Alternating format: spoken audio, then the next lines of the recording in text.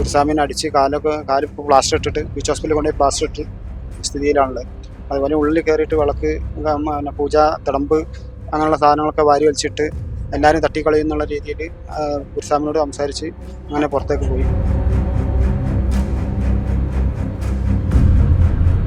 ഇപ്പോൾ ഈ 10-20 കൊല്ലമായിട്ട് നടന്നുകൊണ്ടിരിക്കുന്നത് ഒരു സമാധാനം തകർക്കാൻ വേണ്ടിയിട്ട് വേറെ ആരെങ്കിലും അതിൽ ശ്രമിച്ചിക്കണോ എന്നുള്ളത് അന്വേഷിക്കാൻ വേണ്ടിയിട്ടാണ് നമ്മൾ പോലീസുകാരോട് ആവശ്യപ്പെട്ടിരിക്കുന്നത്.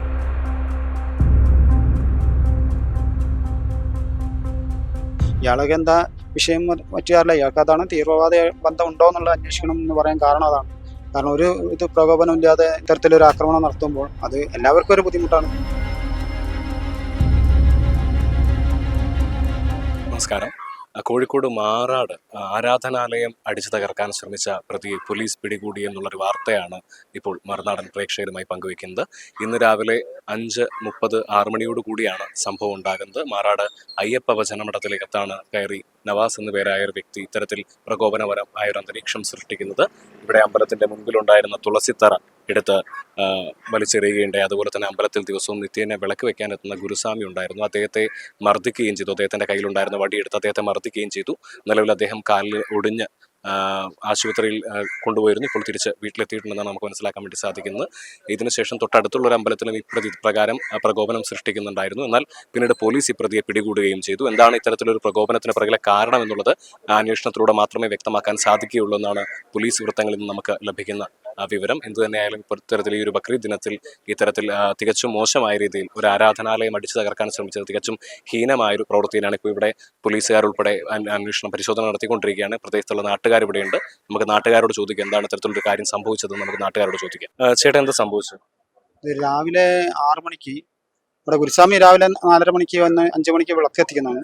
ഇവിടെ മഠത്തിൽ 2 നേരം വിളക്കെത്തിച്ച് പിന്നെ ആരാധന നടത്തുന്ന സ്ഥലമാണ്.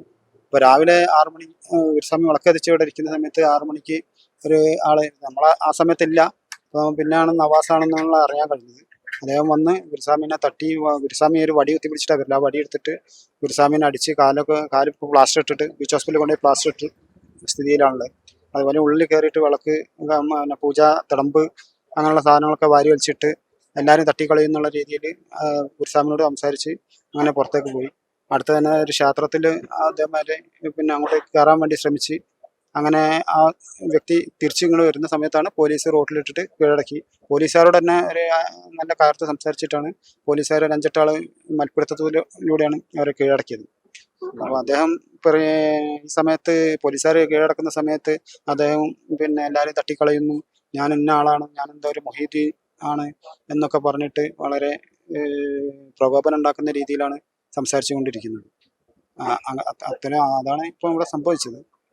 അപ്പോൾ എല്ലാവരും തട്ടിക്കളയുന്ന ഈ മാറാട് പിന്നെ സമാധാന അന്തരീക്ഷത്തിൽ ഇപ്പോൾ ഈ 10-20 കൊല്ലമായിട്ട് നടന്നുകൊണ്ടിരിക്കുന്നത് ഒരു സമാധാനം തകർക്കാൻ വേണ്ടിയിട്ട് വേറെ ആരെങ്കിലും അതിൽ ശ്രമിച്ചിക്കണോ എന്നുള്ളത് അന്വേഷിക്കാൻ വേണ്ടിയിട്ടാണ് നമ്മൾ പോലീസുകാരോട് ആവശ്യപ്പെട്ടിരിക്കുന്നത്. അത് രാവിലെ ഉച്ചയ്ക്ക് പിന്നെ നമ്മളെ സർവകക്ഷി മീറ്റിംഗ് നടന്നിട്ടുണ്ട്. ആ സർവകക്ഷി മീറ്റിങ്ങിലും ഇതേ ആവശ്യം തന്നെയാണ് ഇതാക്കിയത്.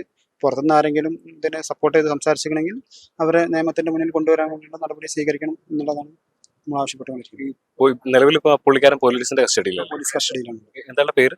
നവാസ്. ഈ നാട്ടുകാരൻ തന്നെയാണ്. ഈ നാട്ടുകാരൻ തന്നെയാണ്. എന്താ ഇത്തരത്തിലുള്ള ആക്രമണത്തിന് പിന്നിലെ കാരണം എന്താണെന്ന്?